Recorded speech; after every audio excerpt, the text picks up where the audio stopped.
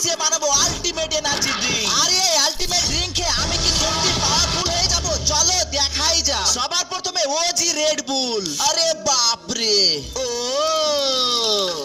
এবার দেবো Sprite can. আর এটা খেলে নাকি সবার পেটের গ্যাস দূর করে দেয়। ও নাইস নাইস। এবার এটা হলো কোকা কোলা এনার্জি ড্রিঙ্ক। ও গাইস কি রিয়াকশন হলো। এবার এখানে দেব ক্যাম্পা। ও ভাই এবার দেখো, ও পুরো লাল হয়ে গেল। এবার দেব হেল। আর এটা দেওয়ার পর আরো সুপার পাওয়ারফুল হয়ে গেল। এবার দেব সবার পছন্দের মাজা।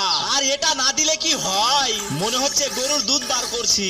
গাইস এটা খেয়ে মনে হয় আমি আর বাঁচবো না। এবার দেব গ্লাস। আর শেষে স্ট্রিং যদি না দিই তাহলে কিভাবে পাওয়ারফুল